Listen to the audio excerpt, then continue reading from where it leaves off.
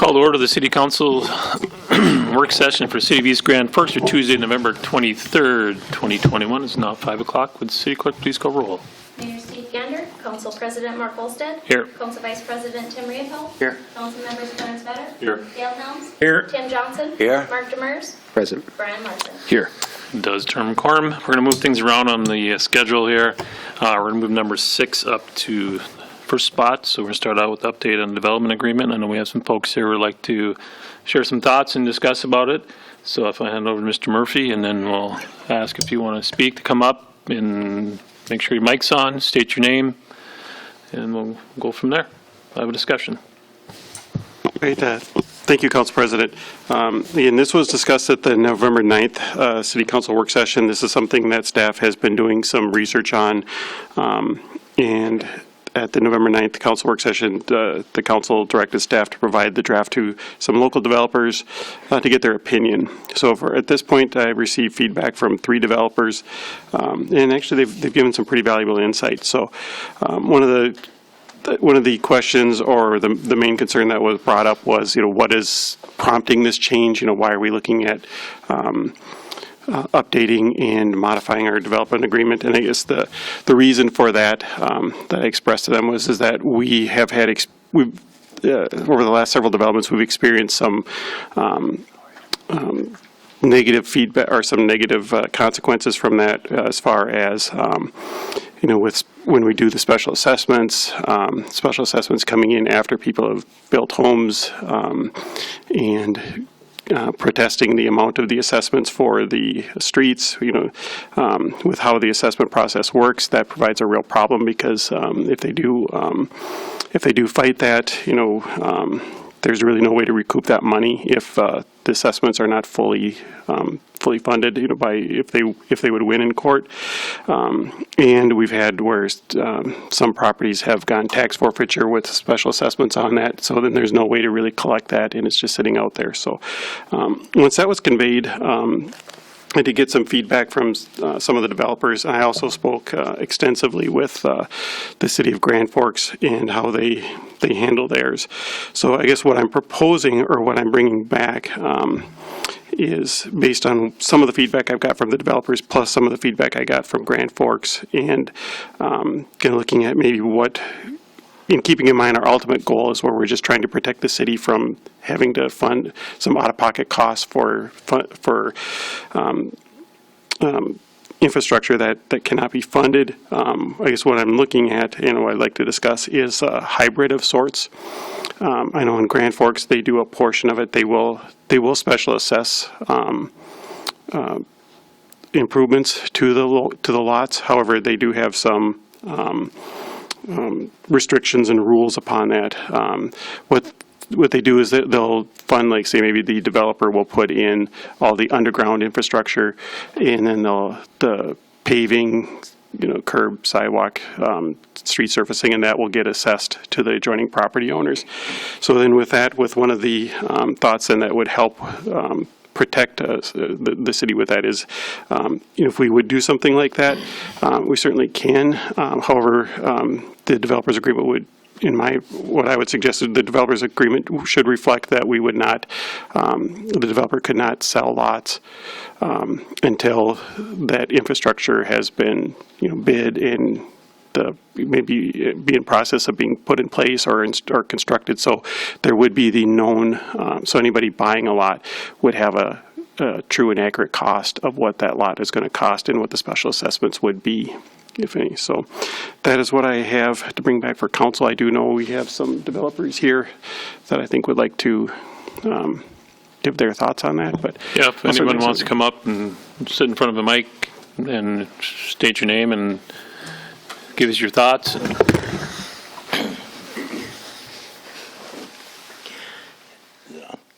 Hi, my name's Kevin Pierce. I'm with Pierce Investment and Company in Eastside. And I had talked to David here a week ago about some of these things, and just some input that I had on that, and the questions that he had asked me was that, and I know you guys don't you don't like getting stung by some developer or something, so don't go get me wrong on that, because I don't like getting stung either. But right now, with you guys doing 100% of the infrastructure and putting it on the special assessments, you have the biggest leverage over Grand Forks to do something over here, because Grand Forks, they have a 50-50 plan, which then, if you got to put in 50% on the infrastructure, plus you want to start building houses or something like that, it takes a lot of capital to do that. And sometimes you can't find a local bank that'll go along with just an average guy like me putting in $500,000 worth of streets to start selling a $300,000 house and have another $1 million in the property besides buying the lots from somebody. So you're going to limit it to a very limited people on who can lay these developments out. But even if you do that and you charged everybody for everything and made them put it all on the house or on the lot, you're not going to be able to sell the house, because if you've got, and I understand the not knowing where the specials are when you're selling the house, because I'll tell a story about that in a minute. But the biggest thing with it is that if you got to make a young buyer go out and get another $30,000, $40,000, $50,000 in specials from his banker and borrow that money on a 30-year loan, you're not going to sell the house very good. The problem is, like, we sold a lot of stuff to air-based people and stuff. And we got wrapped up in this deal where everybody said, pay your specials off, have them paid off. Well, our first buildings we built, we were lied to by our realtor and our contractor. And we paid the specials off. And all of a sudden, we're sitting there with a condo that's $40,000 overpriced from what everybody else could sell for, because that guy from the air base comes in. He's not going to look for a house that he's got to pay off 30 years for the specials. He's going to look for a house he can pay specials for the 1 to 5 years he's here. Then he's going to sell that issue with the house to somebody else at a lower rate, so they can get into the house, and then they take it over for 4 or 5 years or 10 years, whatever, and then they sell it on and keep on going that way. It's kind of a way of them financing more house than they can afford. But on the other side of it, we're looking at some more developing and stuff coming up here in the east side. If we had to go 50% or 100% on putting that development in, it's going to delay it for more years for us to be able to get that much money ahead in order to start that development. And then, and you guys helped us on that one over there in Pine Stones behind Liberty, and that worked very well, and I thank you all for that, because that would have been delayed at least another 5 years if we didn't have it working the way you guys did at the time. And I think it's turned out to be a pretty nice asset in East Grand Forks. But the biggest problem I see is that you got to stay more competitive than Grand Forks, because you're already at a little bit of a disadvantage with some things. And like I talked to David there, if you went to 50%, you're on par with the Grand Forks side, but then you got other issues that they don't want to come to the east side for. Worst case scenario, if you went to 25% developer investment and the city pays 75% of the specials, that's at least better than Grand Forks.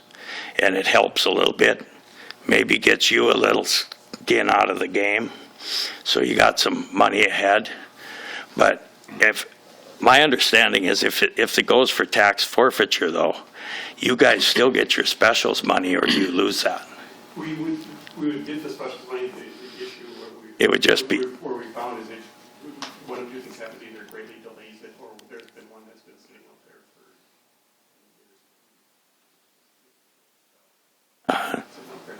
$50,000 on specials. right, but if the lot ever sells at tax forfeiture or to some private party, you'll get your specials money then, right? Yeah, so you're not really losing out 100%. It's getting delayed. It's a timing issue. But even at that, like I talked to David about, if you know you got a bunch of these lots in play, go out to small developers and see, or contractors, and see if you can get somebody interested in buying them off of whoever's not paying that and working the deal out. Because if the guy that's got it's going to lose it for taxes anyway, maybe he knows he is, maybe he doesn't, but maybe he would like it off his back too, and stuff like that. So I guess the biggest thing is just, if you go too far to the one direction, trying to make the developer that's trying to lay out the land, which if you got to go buy the land for $40,000 an acre, and then put the street in it, and then sit there and wait for it, there's no chance that I could ever do that project. And all you're eliminating is all the little people. So it's making the mom and pop shop go up against Walmart. And then you got what you got, you know. So it's the same one or two developers that develop everything versus that. So I guess that's all I got for opinion. If there's anybody's got any questions, I'll answer them for you if I can. You have any questions? Okay. Thank you, sir. Thanks for your time. Appreciate it. Trent?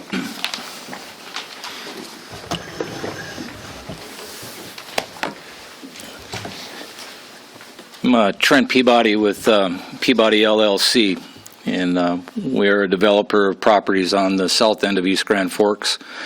Have been for in excess of at least 45 years.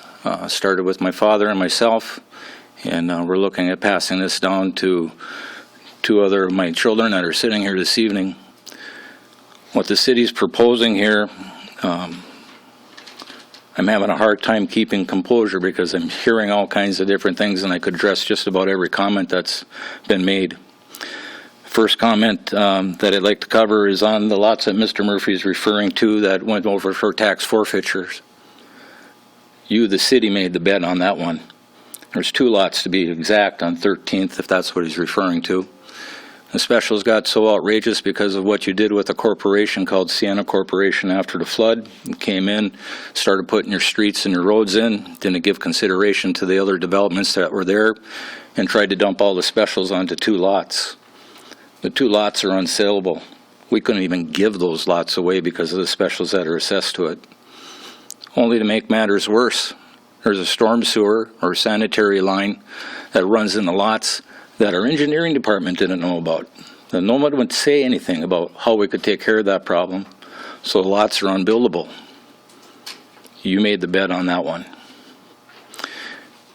If you're going to propose what you're doing here, the expenses that are going to be put forth to the developer are not acceptable unless you have large pockets and can carry monies for many years. It doesn't work. I have property that I am proposing I'm bringing into the community, but I have been sitting on it for some time just due to the fact of all the things that are coming up and what's happening. When we started developing what we call Peabody's First Edition out on the south end of East Grand Forks, that land was pretty much brought in prior to and right at the point in time of the flood. We just sold the last lot last year. Last year. It's over 20 plus years of carrying those lots, maintaining those lots, meeting the city specs, city streets and the like. Currently, if you take a look at what's available for lots for sale in the city of East Grand Forks, without bringing any more property into the community, you have over a 20-plus year inventory of lots for sale.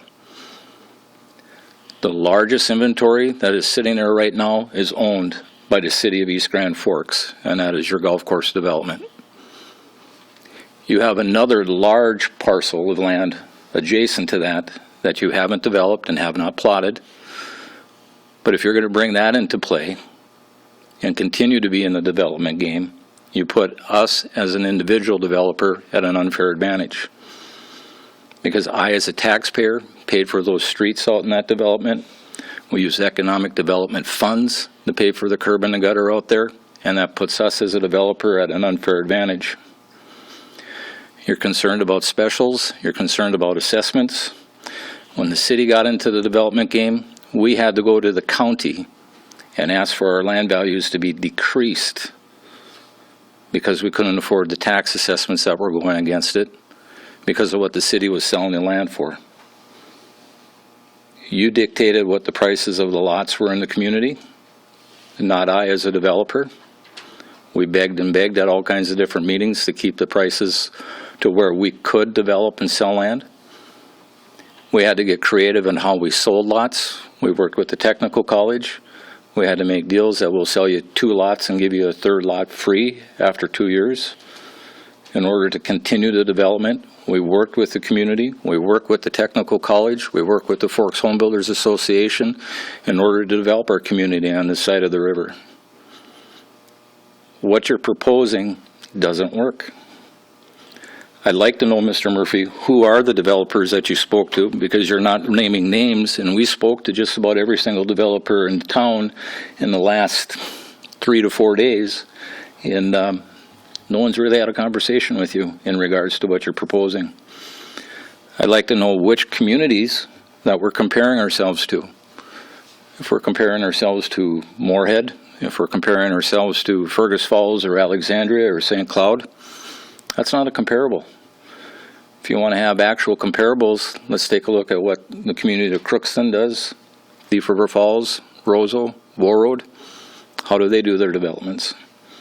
I don't believe that they're asking the developers to pay out the kind of money that you're asking us to do. I can go to the bank and I can get a line of credit. And then I have a line of credit and I can get a letter of credit. And that letter of credit is as good as a check. That means I can't use that money, and I can present that to the city attorney as my line of credit to cover those expenses on the additions. To ask for the money up front, no, you've already got my money. It's tied up with that line of credit, with that letter. There's different ways of doing things, but what's being proposed is not there. We have other issues that we are fighting with, and not fighting, but struggling with as a developer.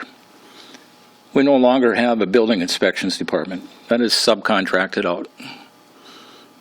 I can tell you how many times I go to a job site and I sell building materials for a living, and we don't have an inspection agent coming to the job site and looking at footings, checking things out, checking plots and the like out. We were just involved with the process with the lot up in the city of East Grand Forks that was plotted. Party built the house on it. Everything seemed to be going well. City gave certificate of occupancy and everything on it. And Grand Forks Abstract discovered that there was an easement right down there and the house was too close to the easement. Whose fault is that? If we had an inspections department, we had a permit department that was performing their job, that would have been caught up front before the project started. They gave a certificate of occupancy for that project. The people that caught it were the Abstract company. And now that the individual's being told, well, we can take care of the problem by selling you the lot next door. That's not fair. That's not fair to that individual. That's not right. The city made the mistake. The city needs to step up and face up to that. These are little things, but they're little things that end up being large expenses to people. It takes the development taste out of people's mouth, and they don't want a deal here. It's much easier to go over to Grand Forks. We have properties in Grand Forks that we could develop. We choose to develop the properties in East Grand Forks. Born and raised here.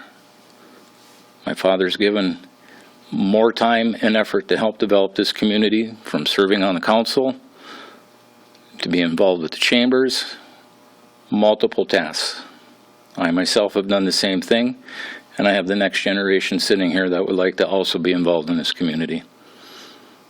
But it's pretty simple. If we do what we're going to do, I won't develop any more land. 26 lots took over 20 years to develop. Who's going to bring more lots in? Who's going to bring more land in? Where's your growth going to come from?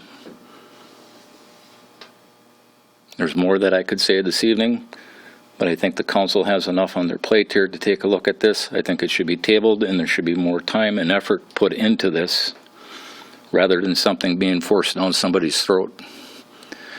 Can I ask a question for you, Trent? Absolutely. I mean, one of the reasons why we wanted to have people come tonight is to bring ideas and maybe a different aspect of how we should do it too, and have the discussion. So do you have any of those thoughts that maybe you can provide to us that would, you know, The way that we have been doing things have been working.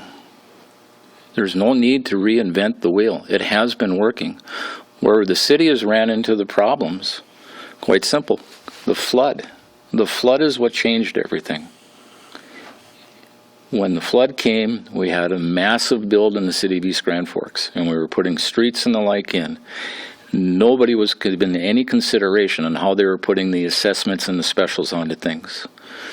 When Sienna Corporation came to town, they were selling themselves as the savior to the community, and that they were going to do us the biggest favor in the world by rebuilding us and building us a new modern community. They bailed so fast on this community and left us with a mess. With what happened on Greenway Boulevard and 13th, you tried to dump all those specials back onto Peabody's First. That's why those two lots on the corner can't be sold, because of the conjunction of what's there. So you're saying we should leave it the way it is and not do anything? You I know? think if you leave it the way that it is, if you're concerned with the developer or how somebody's developing things, and I spoke to Jed Staus this afternoon, and I will not speak on his behalf, but from what he's telling me on how he's being handled on his particular addition that he wants to bring in, and I understand that there are underlying situations there with the land and the property, but I don't know if the city understood how he originally wanted to bring that in. He wanted to put in a private road, he wanted private drives, private lighting, and he was paying for that himself through the sale of his lots, and those costs were going back to the lots. Now, I know there's other infrastructure issues that go along there, and I'm not certain what all those aspects are. I know that there's some issues with some lift stations and the like, because I believe the property is too low in elevation in order to connect to the sanitary system in the city, so you'd have to put in his own lift station, or each house would have to have a separate lift of some kind, I believe, in order to tie into the city. That's on his part. That's on his aspect. He bought that land to develop. He should have checked into those things before he made the purchase of the property. You've got streets up on the north end that you got a whole neighborhood that says they don't want to pay for the repair of the road, but they want the road redone. And how are you going to pay for that? Who's going to pay for that? The assessment role works, but we've got to allow it to work. And we've let a lot of things slide as far as maintenance and expenditures, that roads fall into such a state of disrepair that they got to completely be rebuilt.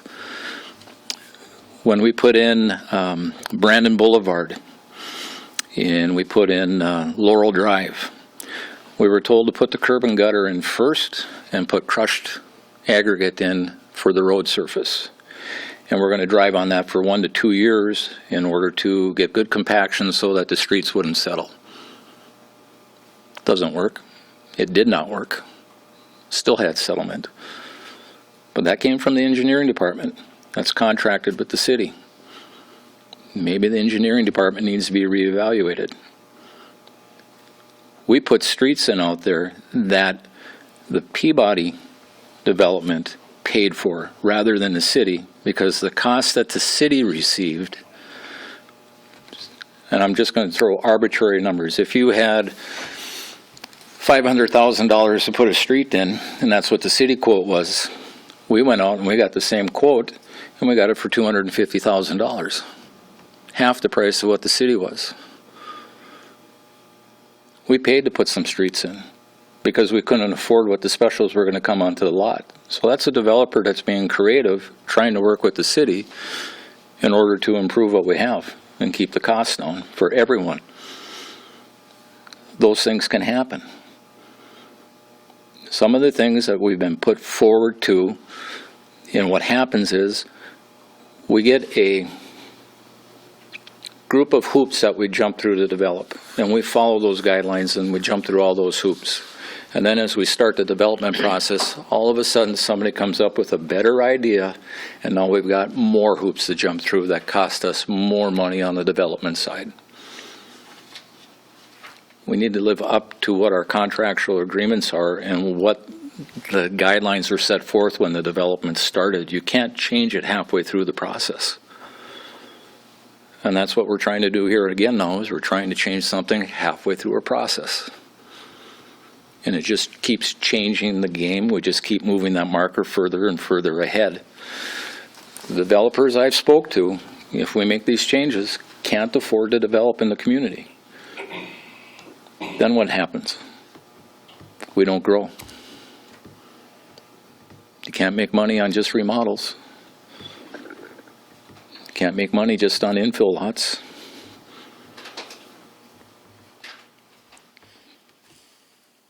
I'm looking for suggestions also. We're willing to listen. But if you wanted to take a look at the tax rolls with the land that we've developed, contrast to an apartment complex and the like, we're probably one of the largest taxpayers that you have in the community with the lands that we've been developing. You don't think about that. You don't think what those monies are. It's all expenses that go to the developers.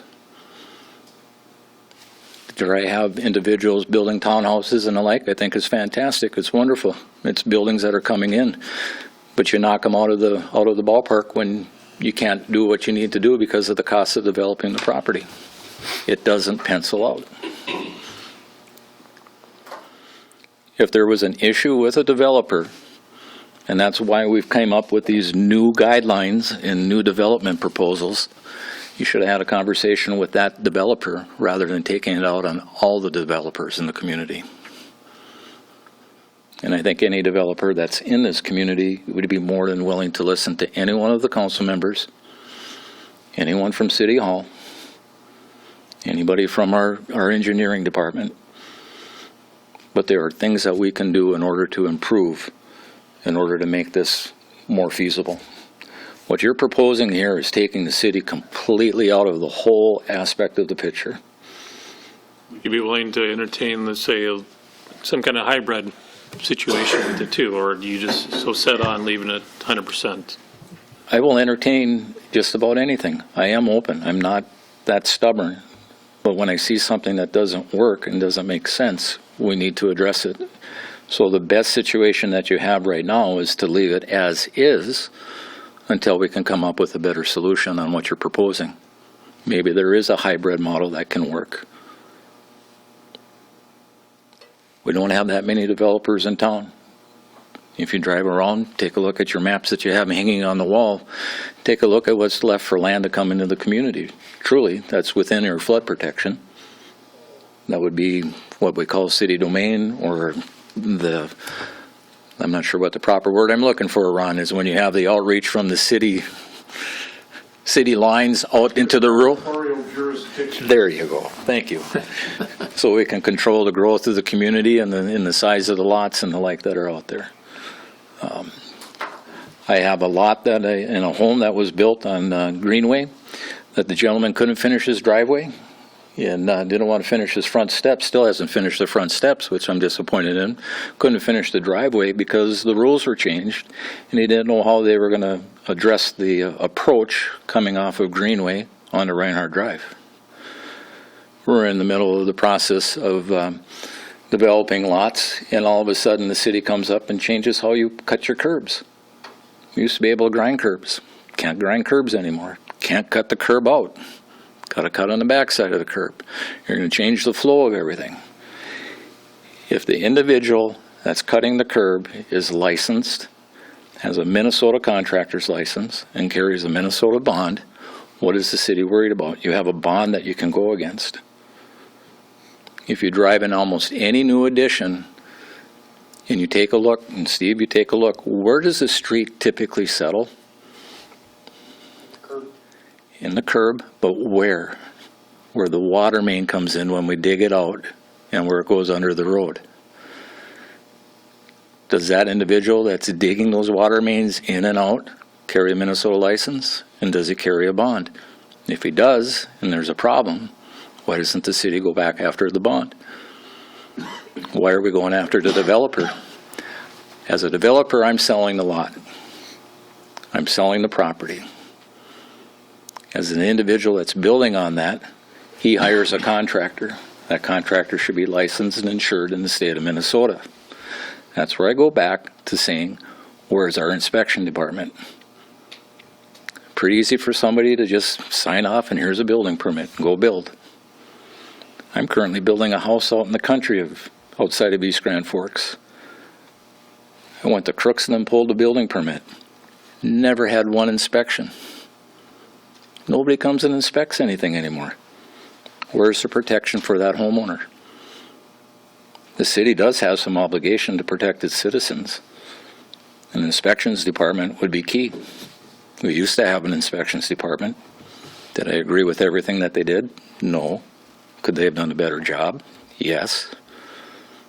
We had a few contractors that I would say that were kind of their own self-imposed inspectors that probably carried the inspection process further than what the city would have done, which was great because they protected their client and they protected the city. I don't think the developers are doing anything wrong. And like I say, if we have problems with lots going back for tax forfeiture and the like, know the whole story before you start throwing people under the bus. And if anyone would ever want to visit on that, the lots are on 13th, they're right on the corner, and they were given back. I'd be more than happy to visit with that, as with my father. Mr. Vetter, did you have a question? Yeah, and it's probably my ignorance of this whole process, so bear with me. When we discussed this earlier, we talked about that developers could probably, were in a better position to get better prices on infrastructure. And I think I heard you say too, Trent, that putting in streets, you could probably get them for half the price of what the city could do it. So doesn't this process allow the developers to get those better deals on infrastructure? To a point. It depends upon what the workloads are that are out there. It depends upon if there is enough individuals that carry the bonds clearance in order to do it.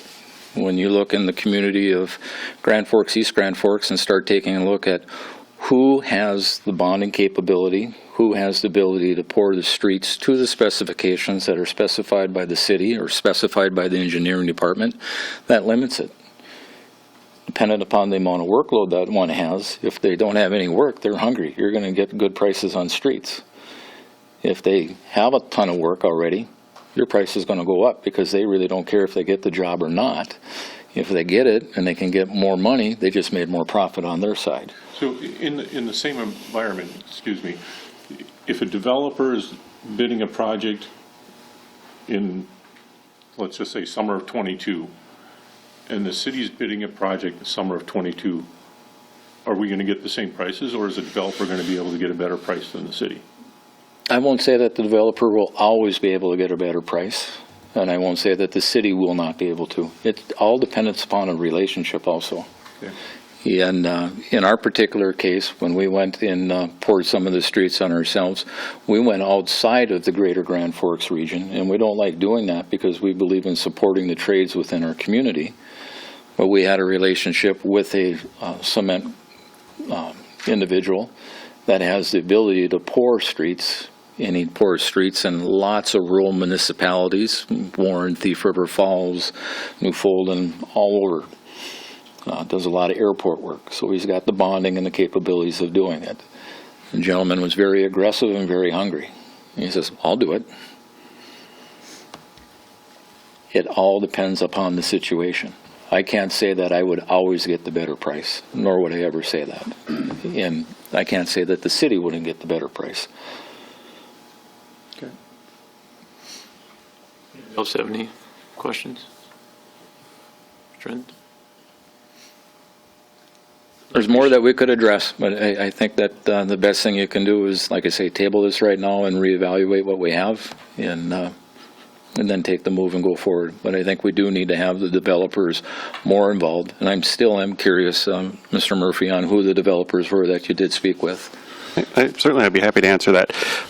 When I was directed to bring this back and get some feedback from developers, I contacted Forks Builders, got a list of the people who develop in this area.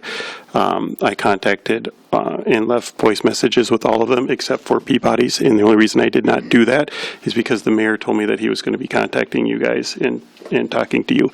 So you were the only ones that I did not contact, and it was for that reason. The developers that I did speak to, the ones that returned my calls, were Premier Boats, the ones that are here tonight, Roberton and Crary. In the cities that I spoke to, or that we've looked at, we looked at the city of Grand Forks, obviously because they're right across the river, and we are in that same area. Otherwise, that's the only North Dakota city that we did look at, just due to the fact that North Dakota has different rules than we do. Otherwise, we looked at area. We looked at Thief River Falls, Crookston, some of the ones more down like Detroit Lakes, those ones along the 94 corridor. We did not look at ones in the metro just because it's a different environment there. And I guess what I can say is there's certain when the cities go out, as a city, when we go out and do get bids for putting in streets and infrastructure and that kind of thing, we cannot negotiate like a developer can. We have to put the specs out there. We have to get sealed bids. So our process for getting the developers, actually getting the contractors to do that is a much different process than the developers can go through. I know the only reason I'm using this number is because it's the one I'm familiar with, and I know in the metro area, developers on average it's roughly anywhere from 35 to 40% less is what they can do, put the streets and infrastructure in themselves versus having the cities go out and bid for it. And I get what you say about the driveways and that, but where I'm familiar from is when the cities I worked with in the past, when the streets are put in, the curb cuts are put in, the driveway cuts are poured as the curb is put in. So there is no cutting or anything like that, but the pushback we get from here is that, well, what if they want the driveway on the other side of the lot? So I guess that's where we answer. So the cities I worked with in the past, we don't have that same sort of settling in that for the driveways because the driveway cuts are poured along with the curb when it's put in. So otherwise, I'll answer any other questions.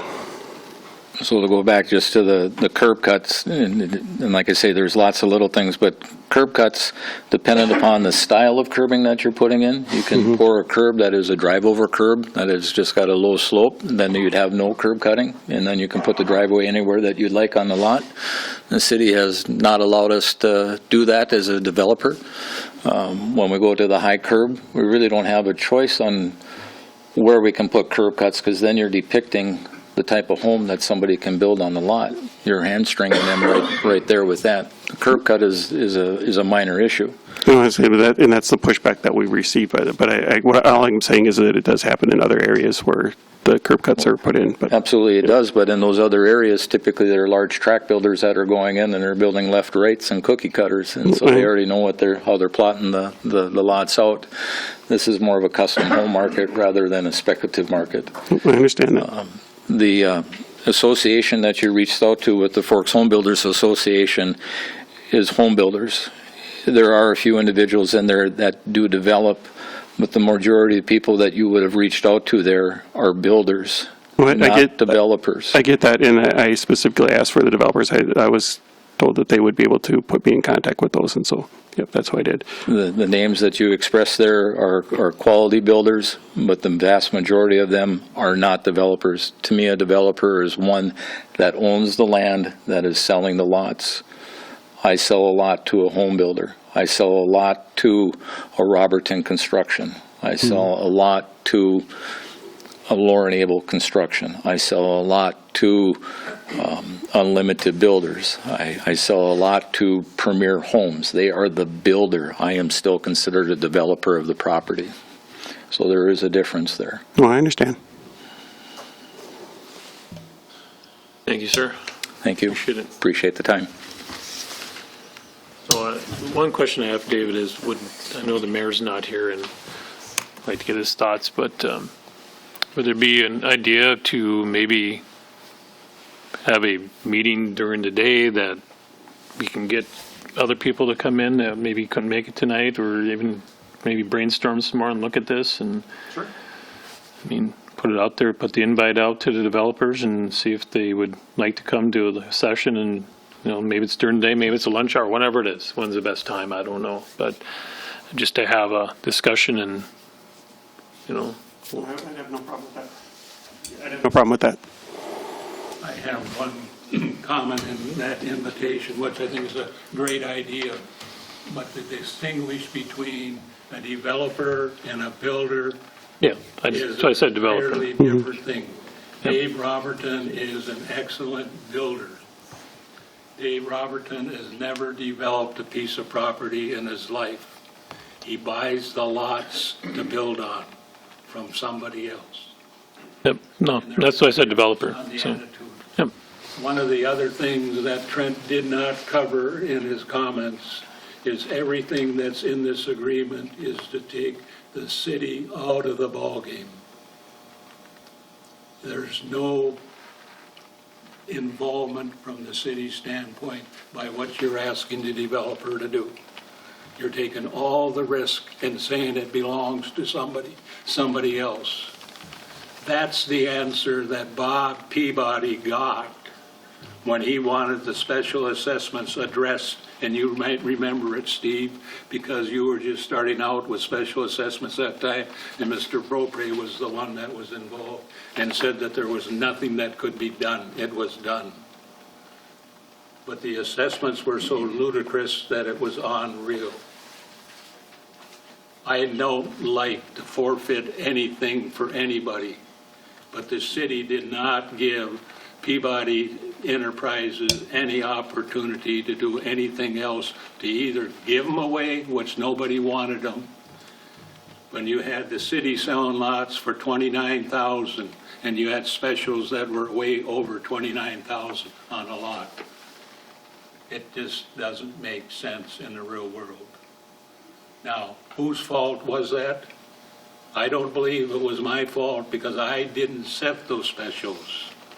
I don't believe it was the city's fault who they have do the specials, but I think it's the city's responsibility to make sure that when they are created, that it has some fairness involved in it somehow.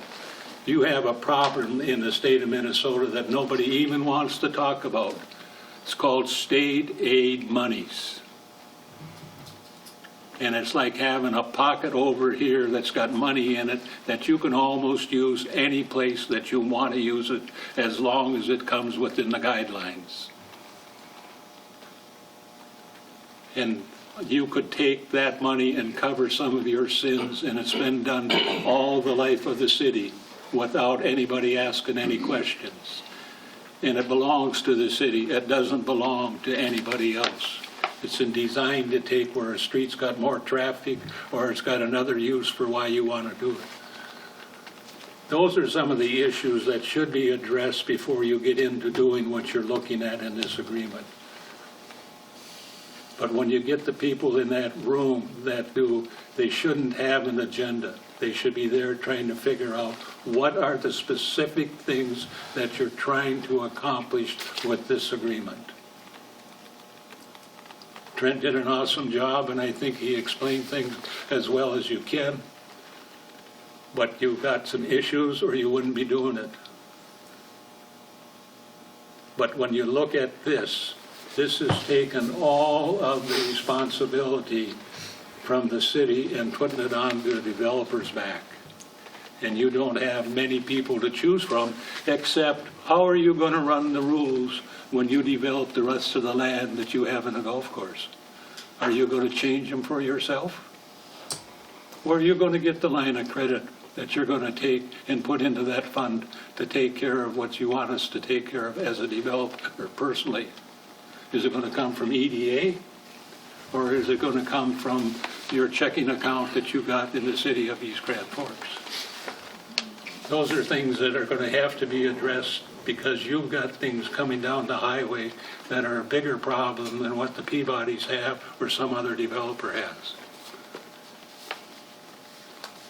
I guess I could address the city-owned property up on the north. I guess we haven't discussed it real recently with this particular council, but I know in the councils in the past, we've talked about that, and there is no desire to do any further city-run development in developing lots up on the north end. I know there's some bare land out there, some outlots on there, but I can tell you there's no thought process in the pipeline for developing that and developing that into the lots.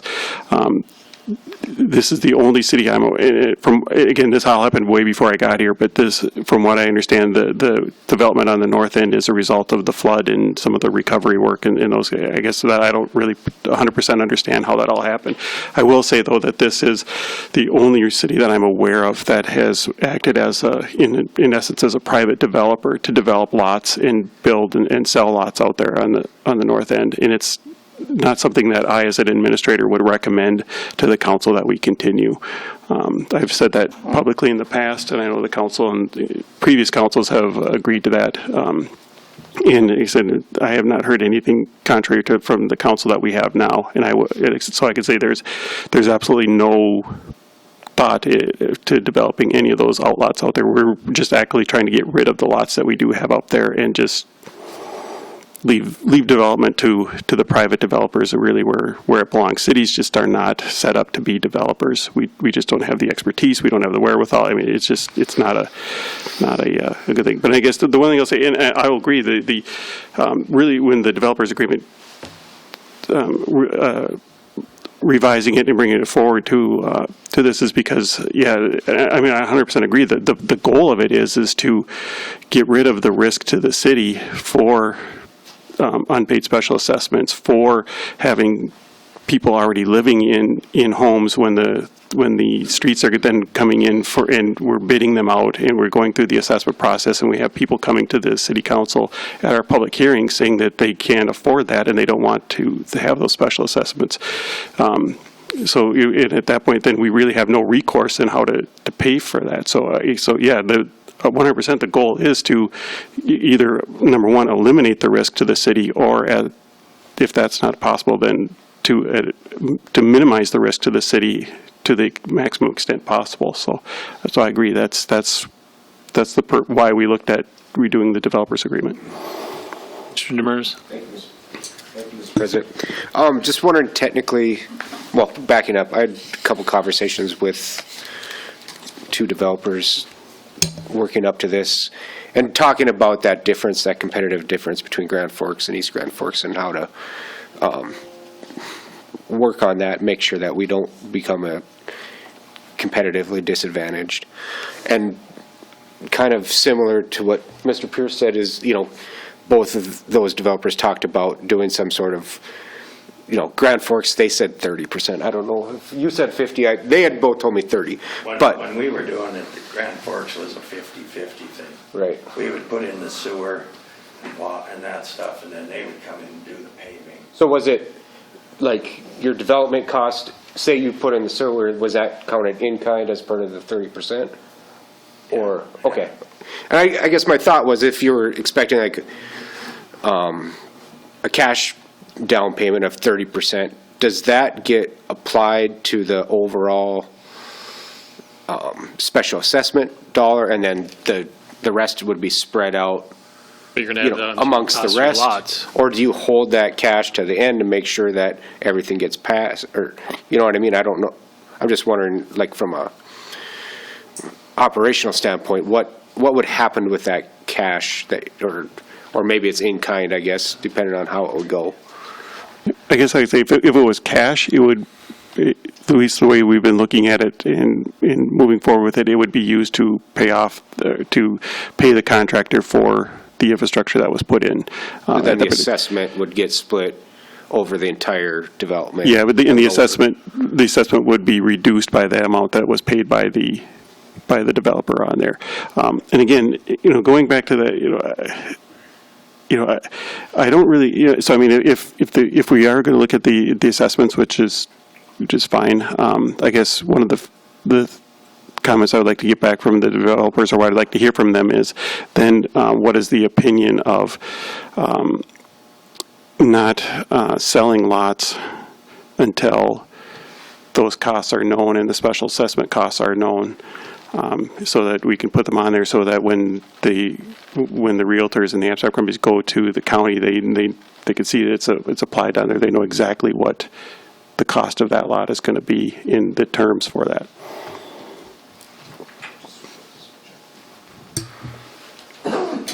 Okay, this is kind of secondhand stuff, but I've heard lots of that type of thing, and that's what happened to us in our development in North Dakota in Grand Forks, is that we built our townhouses and we put in but we didn't know what the specials were for a while. So they said we had to pay all the specials with the realtors and a couple of the contractors, which were actually competitors at the time. But then the realtors, and that's still happening today, and there's a lot of people upset about it in some of the new areas, that they go buy the house, or the realtor sells the house so fast, the specials aren't listed for the house yet. People are moved in there for 6 months. Then they get their special assessment bill, and then they can't afford to live there, so then the house goes up for sale. So that's one of the things that is happening all over Grand Forks, and it's still happening every day, and them same realtors are telling the same lie. And that's If you what- sell it fast enough before they print it onto the website, there is no specials. And that's what we're trying to avoid, you know. Right. Yep. And so, But when you're developing it out, you're taking bids for the streets, you're taking bids for the sewer and water, and you've got a real close idea to what that bill's going to be. And even if you listed it as proposed specials to say, you know, whether you're 10,000 high or 10,000 low, you're at least showing them something. Where some of them are not getting the answer at all, and they're selling it as a no specials unit until 6 months to a year later, the tax bill comes and they go, holy crap, what's going on here? I got $5,000 I got to pay for this or something, you know? So I guess that's something to kind of watch for too. But the biggest thing is, if you want to stay competitive and have an advantage above North Dakota side, because the same house costs the same money to build in East Grand Forks, but you don't get as much for it if you're the builder. And if you, and I do think that, yeah, there's a definite difference between an actual real developer and the builder. But the builder is also involved because he's got to be the one to absorb that money and pass it on to his customer. And if he can't do that, nobody's selling anything. So I guess that's my input.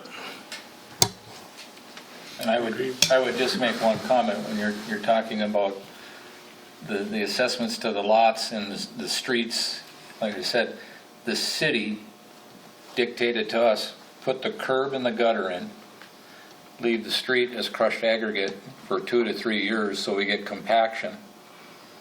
I have no clue to what that cost of that street is going to be, and how do you put this special assessment on it? You don't.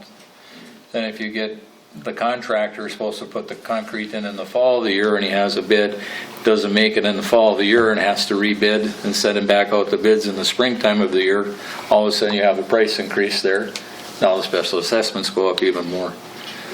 As a developer, we were following the guidelines that the city set forth through the engineering department is how they wanted to do the roads. You have developments that you have half streets on.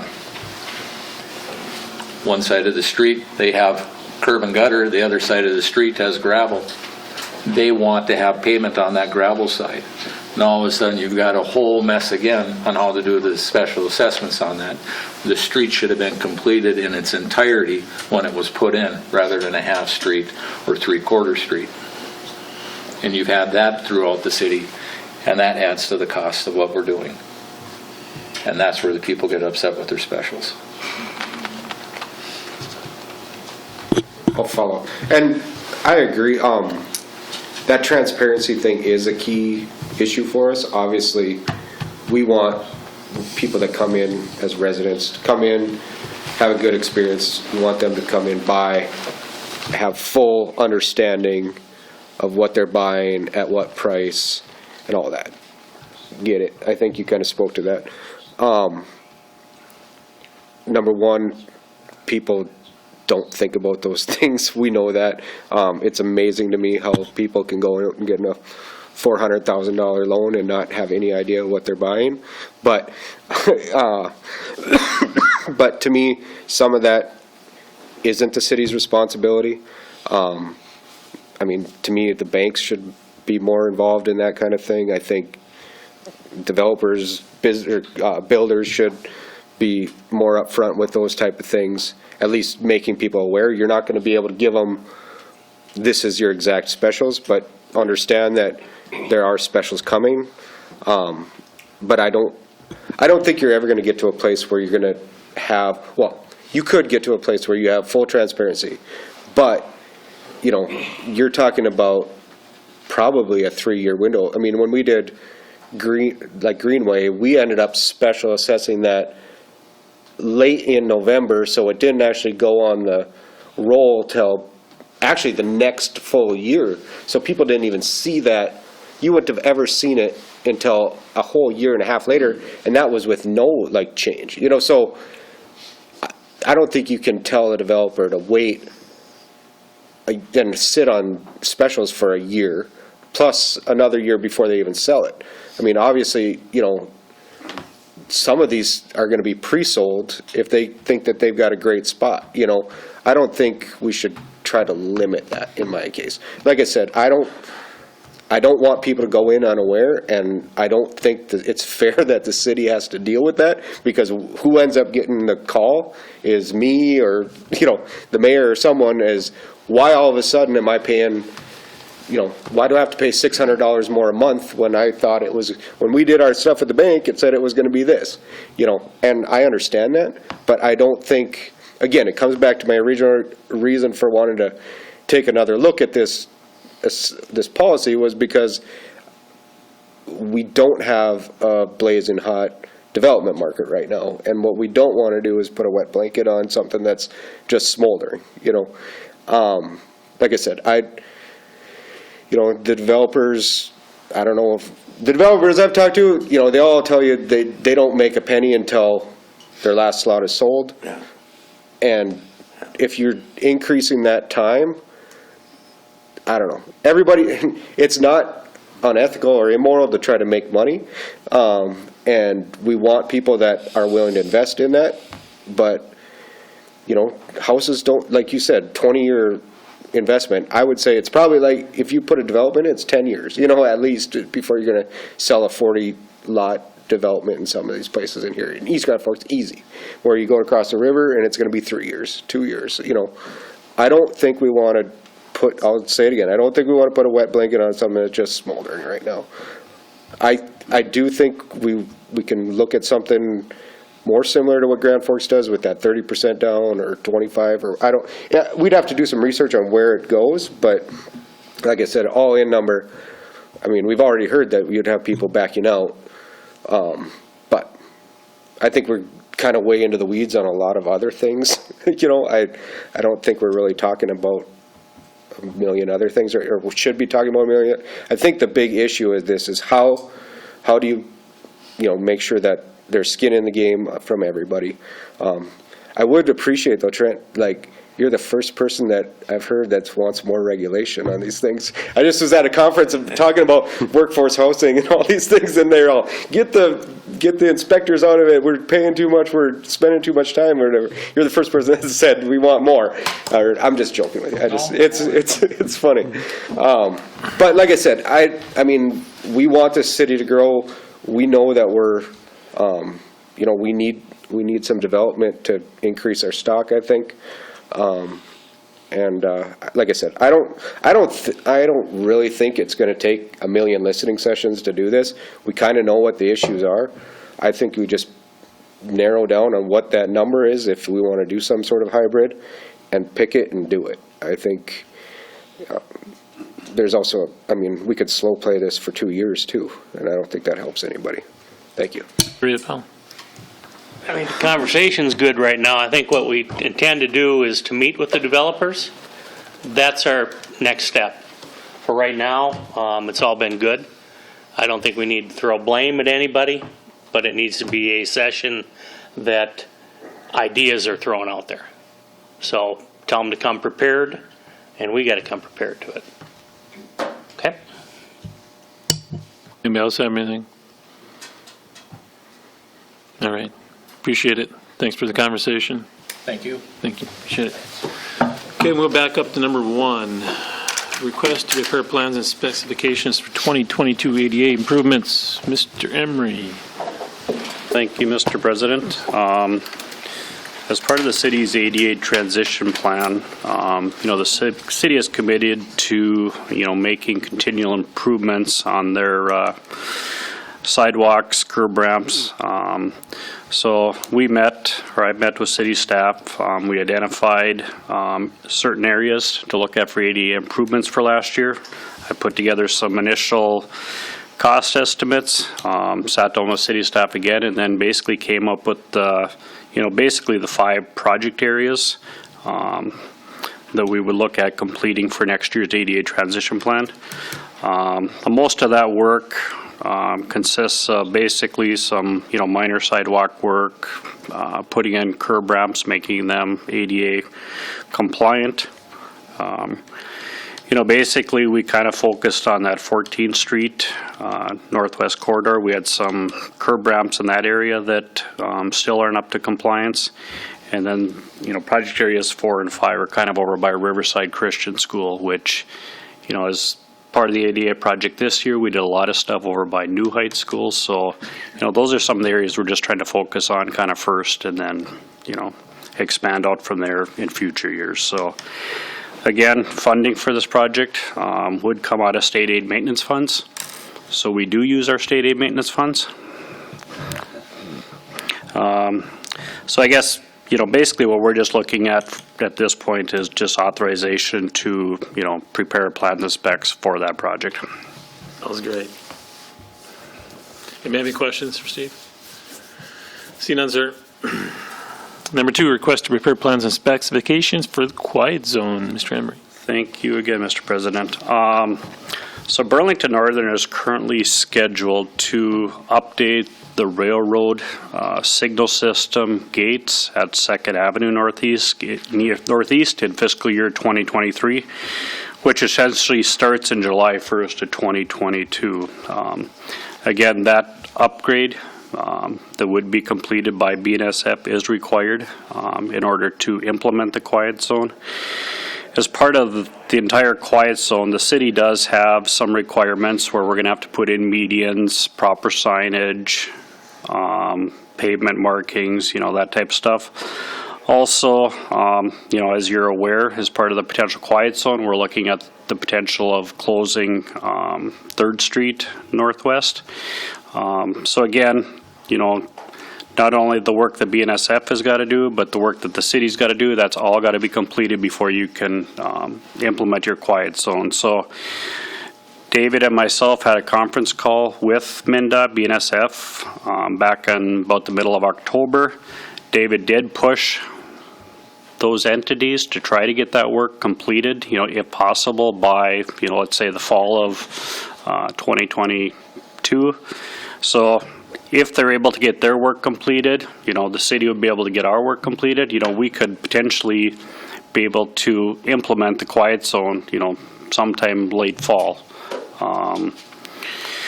So again, just with, the efforts that's going to be required to coordinate, the work that the city needs to do, coordinate the work that BNSF needs to do, just think it would be imperative to at least get started on some plans and specs. So we can kind of coordinate those efforts. And again, just to kind of as a reminder for you, funding for this project, MnDOT is paying for all the railroad signal system upgrades at 2nd Avenue.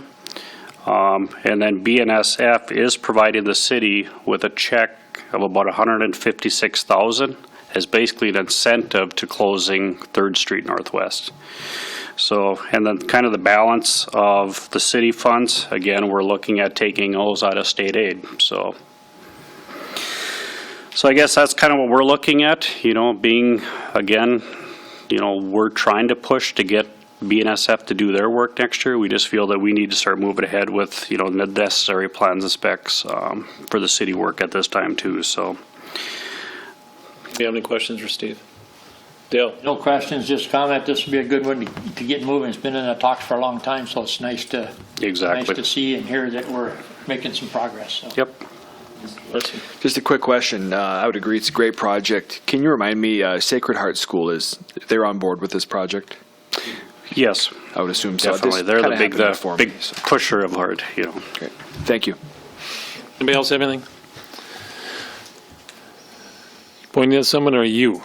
Mr. Zwer? This guy. Just, so this does have the work on Central as well? Correct.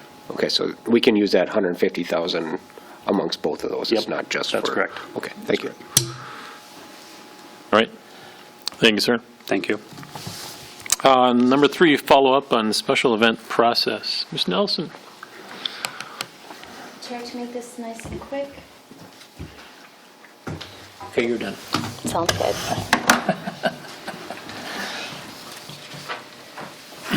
Per council direction, an online application has now been put together. As you can see here, this is what it looks like. There's a lot of sections that are required, so you cannot submit it unless you have it all on here. Oh, sorry. River access, it'll take you right to the county site so you can get your permit. There's the DNR permit.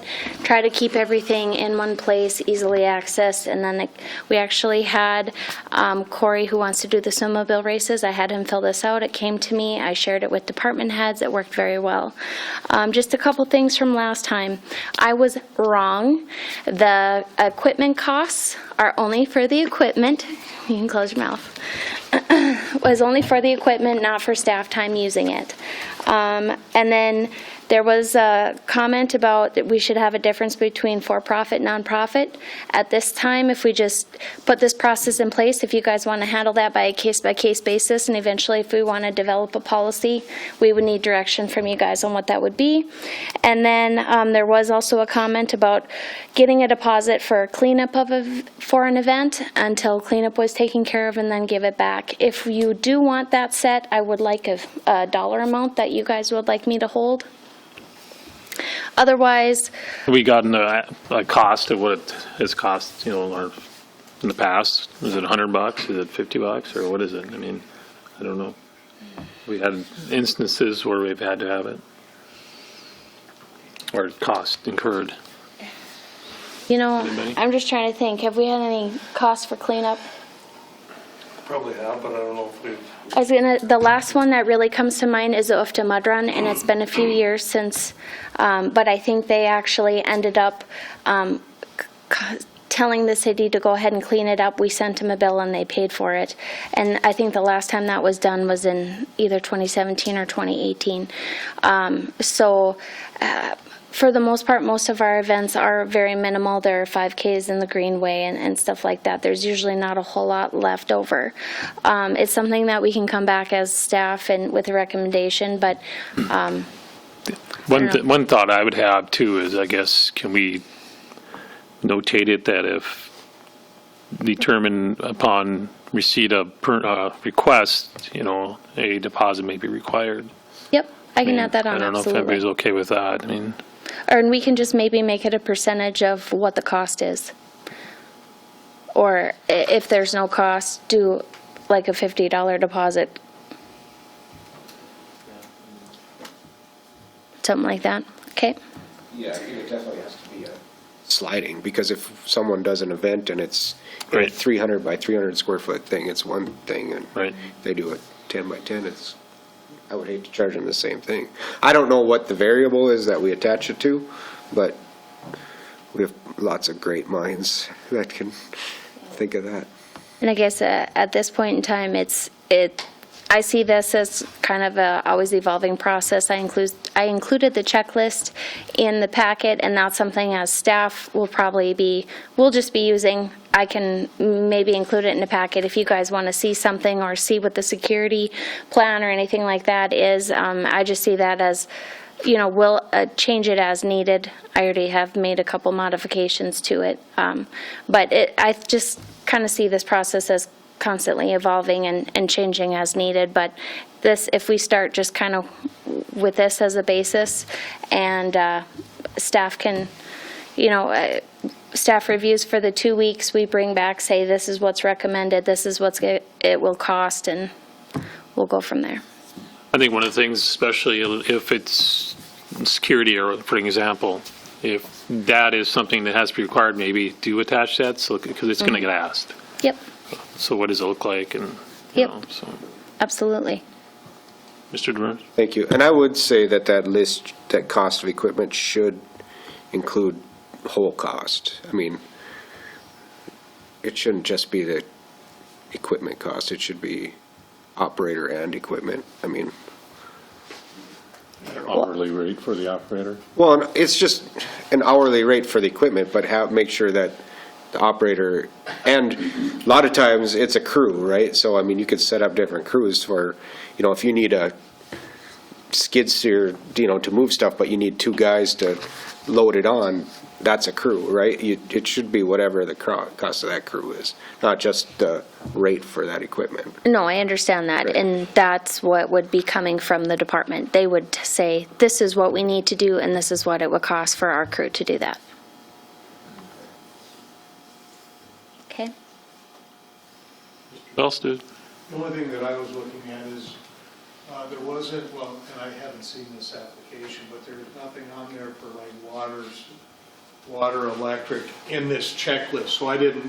It I is haven't right seen here. that, So I was, Power and water requests, it gives them the contact information for the water and light office.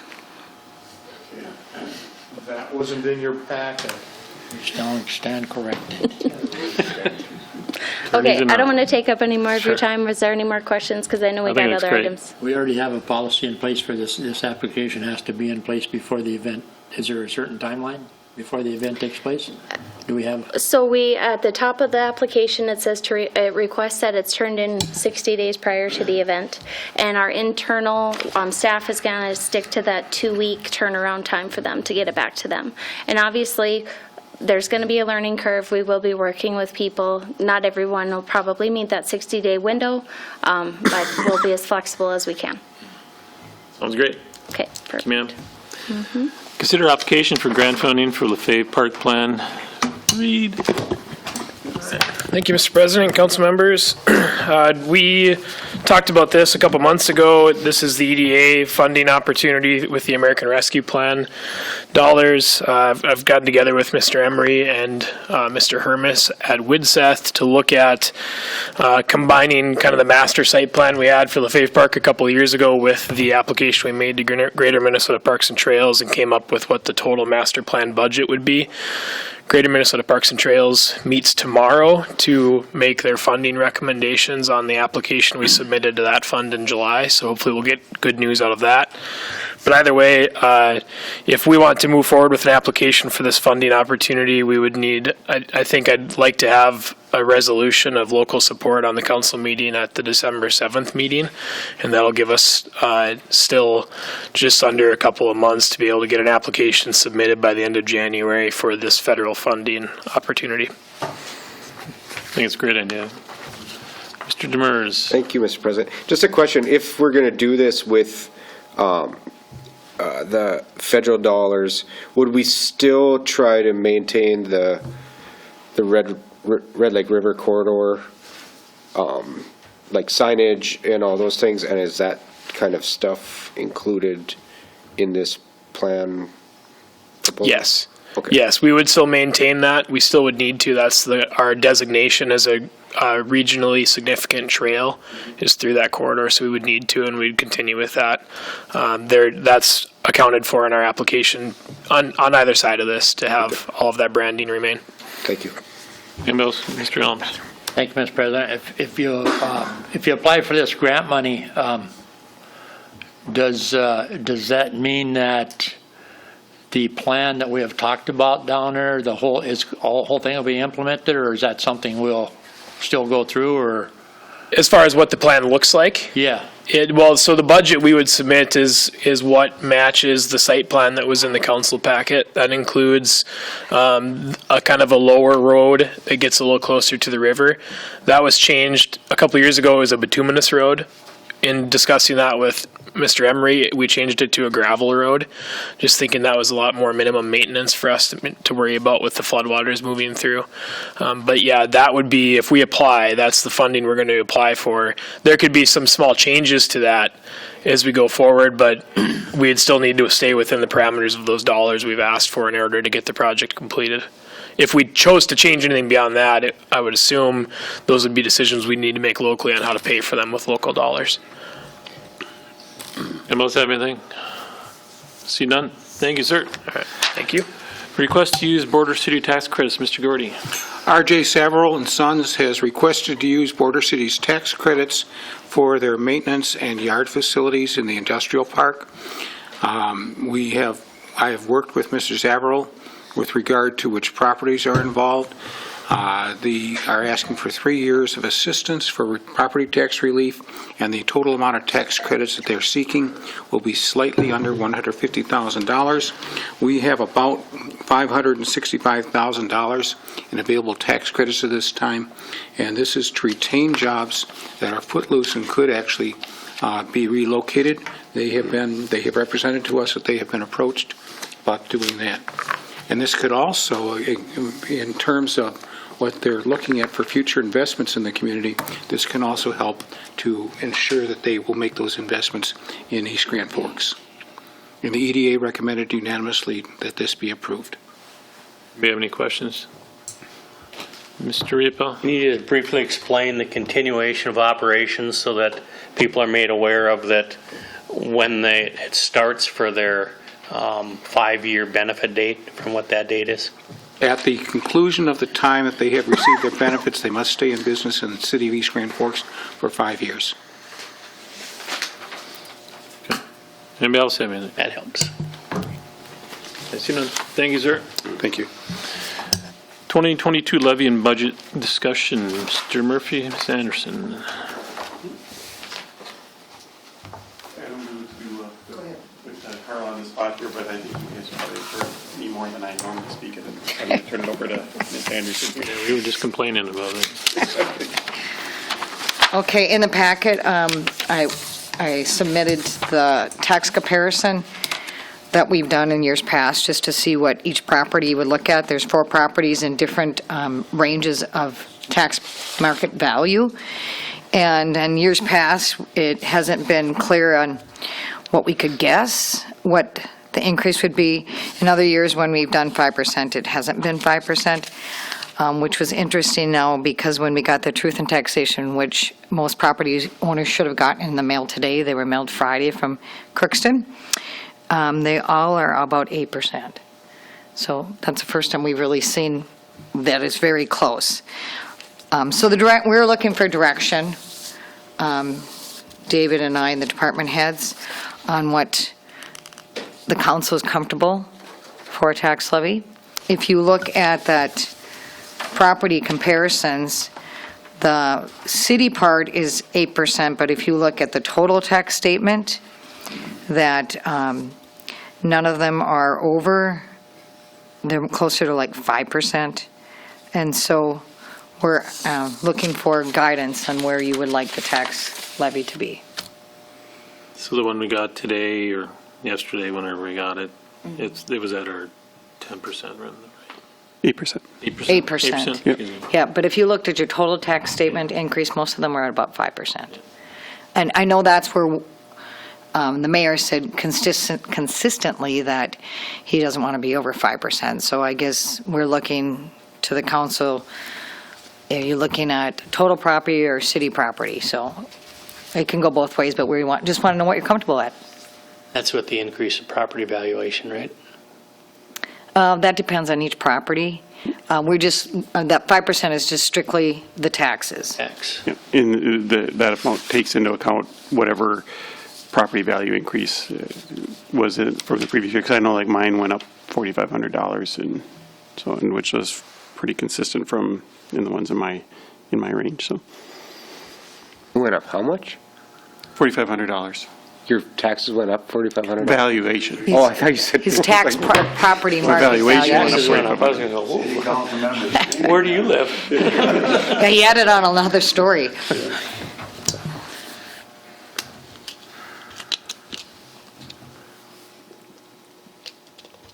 You may have a question? Sorry, I was reading something. I guess I'll speak if nobody else wants to. I would be in favor of cutting that in at least half. Everything that I've seen seems like we should have the cash on hand to do that. I think our rates have been a bit high. Even, I know we've tried to get back to the certain things. I know our reserve is out of whack. I think we're way high. And we don't want to, you don't want to take cash reserve and then just change that to operating costs. But at some point, you have to realize that your rate isn't matching up with what it's bringing in compared to your expenses. I think we're over budgeted, and I think we have the space to get down at least half of 8%, if not lower, is my opening salvo. So I just want to make that clear. So you're looking at 4% and keeping the budget where it is and paying what we need to out of reserves? Or are you looking for suggestions where to cut in the budget? You could call it paying out of reserves, or what I think the trend shows is that we're actually taking in more money than what we're projecting and putting that into reserve. So you could say it's, I would say, yeah, we just wouldn't be paying into reserves. Like, we're going to show a zero balance at 8%, or, between expenditures and revenues, and I guarantee you we're going to be fat. We're going to come in way over that in 2023. We're going to be sitting going, why did our reserve go up to 57% this year instead of 54% or 55% that it's sitting at? It's because I think there's a mismatch in what we're either not buying the stuff that we think we are or whatever, but the trend over the last 3 years is we've just kept going up and up and up with our reserve, and we're way over reserved right now. So, like I said, I don't like the idea of just spending reserve for operations, but my point is that I don't think you're actually doing that. You're just cutting the rate to match what is in reality. But What is actually the reserve percentage right now? Like 57%, 55%. And part of that is, last year, it's really hard to budget to where we were last year. We received $900,000 of CARES dollars, and $300,000 of that went to salaries that we would have paid out of other accounts. And we also did lots of supplies for safety and for protection against the coronavirus. So it's very difficult for us and all department heads to do that. The other difficulty we're seeing is that I know at the Water and Light meeting, they talked about how transmission, no, I'm saying it wrong. Transformers are 100 weeks out. Right. And, that's 2 years. And I know we've had discussions, Rita and I have had discussions on, I hear there's a shortage of chlorine. So a lot of hotels can't even maintain their pools properly. So we're looking at what we need to do that. Right now, inflation is, I think at the end of August, it was 6.8. And I think we all can agree it's probably not there anymore. I just haven't seen a new number. And I'm not saying that it's not hard to peg that number closer. I'm just saying it seems like the trend is that we keep building on our reserve when I think the directive we've had is, okay, we've gotten back to that 50% cap, like, let's kind of pump the brakes a little bit. And I don't feel like we've really made an effort, and it's not staff's fault, it's council's fault, it's because we aren't holding that line. And I agree, the state budget, the federal budget, our budget with the infusion of cash and stuff like that is a little bit out of whack, but like I said, this has been a trend over the last probably 3 years, even previous to that. And of that, we gave, not of that money, but we bought down our reserve by $250,000 in that too. So I don't know. I feel like it goes back to that developers agreement. What we need to do is make sure that we are as competitive as we can be with Grand Forks, providing all different things. It's not just the bottom line of taxes, but it's quality of life and all those type of things. I hate to see that reserve just keep piling up and piling up. So. And I think we always talked about, when we were working on the reserves getting back up, but we always had a number around 52. I mean, that's, I think, where we were comfortable at. And I think, maybe this isn't an anomaly year where maybe from the last years of the funds that we have maybe it's going to be out of whack, showing that our reserve's going to go up higher even, I wouldn't have a problem going, down to 4 myself and just, I think maybe we need to give, a little break to everyone. I don't have an increase as much as we've had in the past. So just a little update. So at 8%, which we have to match revenue against expenses, and then we also have to say if they don't match, then we are taking them out of reserves. That number is at $341,000 at 8%, right, to the whole, right now at 8%. And part of that is that, everything's still really fluid. I know Nancy has talked about how, and it's been in every kind of documentation there is, that ARPA dollars are going to go to transit. So, that could swing even $110,000 is what she's even talking about. We also have in there a bus, but we know we have to put the bus in now. We have to order it now, but it won't be done till probably 2023. But we have to budget in 2022. So if we go down to 4%, we're going to be much more in the hole. And I'm just asking, are you comfortable at budgeting with that negative number? And when we started at 5%, we were at 200 and, when we first started in September, we were at 217,000 in the hole, and now we're up to 341. Because of some changes. And like I said, with that transit, we're back to pretty much to that 231. So with backing it down to 4, how much do you have to take out of reserves then? Because you're saying About 8%. 500,000. Well, yeah, 500,000 with the transit, 110,000. Mr. Larson? Yeah, I guess my thoughts are get the city tax to 5%, keep our reserves right where they should be. I believe you mentioned 52% is a goal that we've had, and then cut the rest out of operating expenses, 2022 budget. I feel if we don't look at cutting costs out of the expenses and just taking it all out of reserves, we're just pushing the hard decision forward, to the next years. So let's just make the tough cuts now and be responsible with our reserves and stay at that 5% goal. That's my thoughts. Anybody else have any thoughts, questions?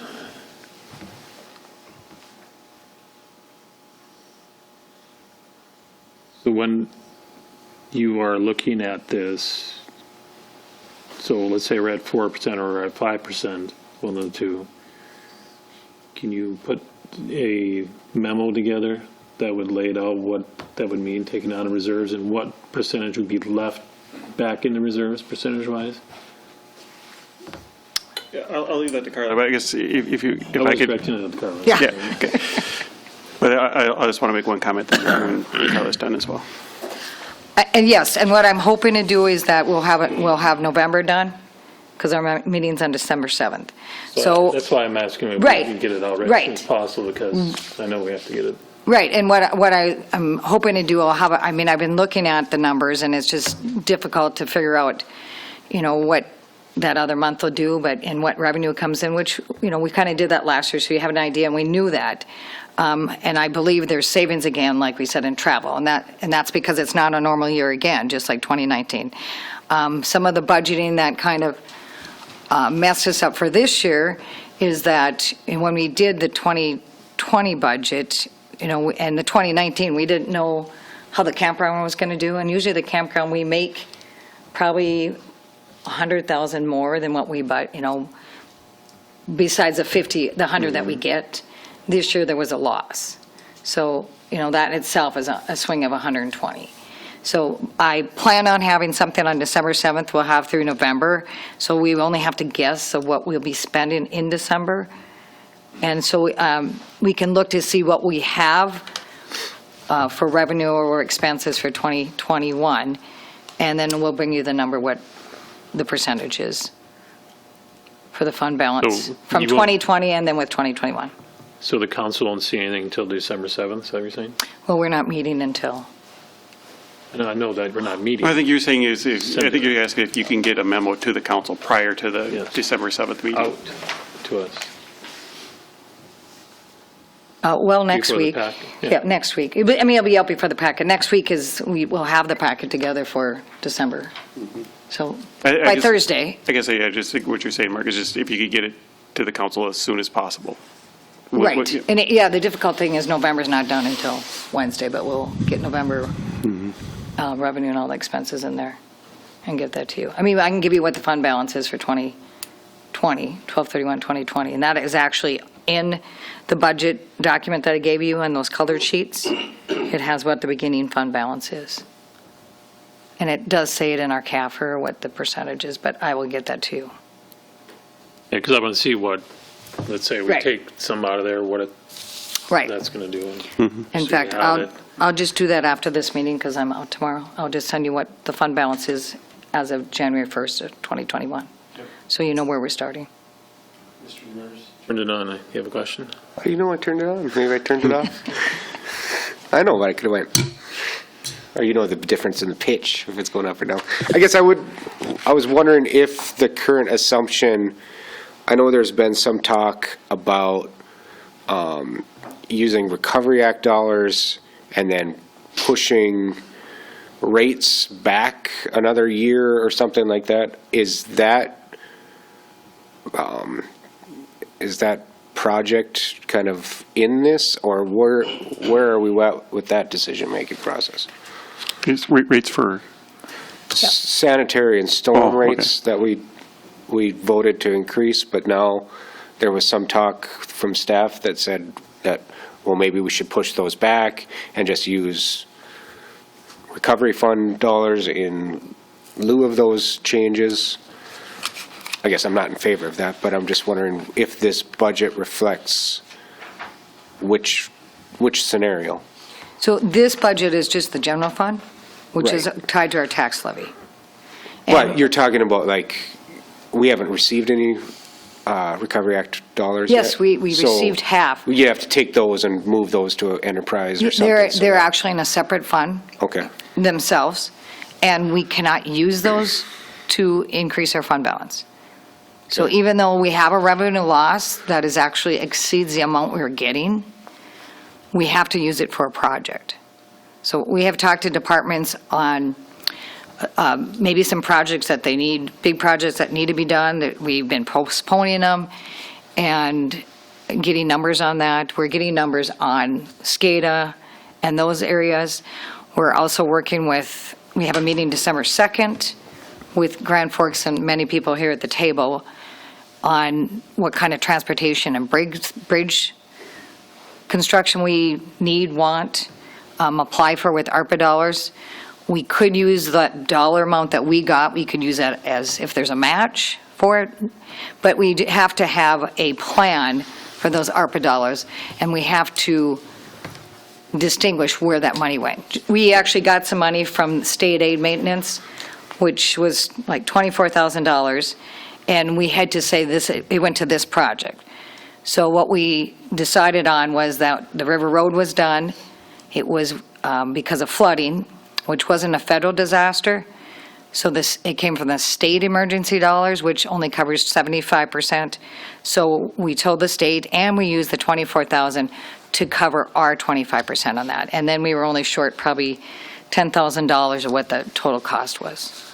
So we just have to have a plan on what project that we plan on using those dollars for. So does the current budget proposal maintain the rates that we voted in for January 1st in Yes. the enterprise fund? Yes, so the $5 for the sewage and the $4 for the stormwater. Thank you. Anybody else You're have anything? But I guess I'll just throw my 2 cents in here, and I know Carla gets mad at me because I think sometimes I oversimplify this because I don't always understand it to the same level that she does. But as far as like the fund balance, yeah, and I understand what you're saying, and it's not an uncommon thing to do when the fund balance does get over like that, to use it to offset or to kind of reduce some of those amounts. However, if we do that, which is perfectly fine, and the council certainly can direct us to do that, I just would want to make sure that we do that cautiously enough that we don't make too much of a hit, so that you don't have to make it up further in a subsequent year. And the only other thing I would say about the fund balance is it is until we really kind of know what's going to be happening with the Parks and Rec buildings and facilities and those types of things, whether we're going to be able to fund it through how we're planning on that. There are some things that are going to need to be fixed no matter what, so it'd be kind of nice to have that in reserve as well. So that's all I have to say about it. 2 things. I agree, we don't want to just take, I've said it again, we don't want to just take fund balance and start paying down that operation, because you get into a whole crazy thing. I believe that the problem is with our rate, not how much dollars we have in our fund balance. Well, I think we have too much, but the problem is our rate is off. And that's why I think that we need to scale off our rate. Even though it's going to show a balance, I guarantee you we're going to get to the back and you'll have more fund balance than we thought. Second, I think that's a great idea. Like, when we don't know what our plans are, I would take that fund balance and dedicate X many dollars to specific priorities we have. I would take X, I don't know what those numbers are, but if we think that we're going to do a public works, rehab thing with arenas and baseball fields, take a chunk of that and actually put it into a fund for that. If we think we need to do engineering for a bridge, take that and put it in a fund for that and start putting that money there. That would get part of my thing is I just feel like we're building up cash without purpose, and I think that's a bad message to send to people. I think if we have a purpose for that cash, let's dedicate it to it. Anybody else have anything at this time? Carla? So just to clarify a little more, so do you want me to work on 4% or 5%? Both. Okay, I just want to make sure. Okay. And that's not difficult to do, but I just want to make sure we're correct that. And then I'll send you the fund balance where we started the year, too. Okay. Thank you, ma'am. Thank you. Entertain a motion to adjourn. Moved by Vetter. Second. Second by Larson. All in favor, say aye. Aye. Opposed, same sign. Motion is carried. Meeting is adjourned. We're going to have to grease my...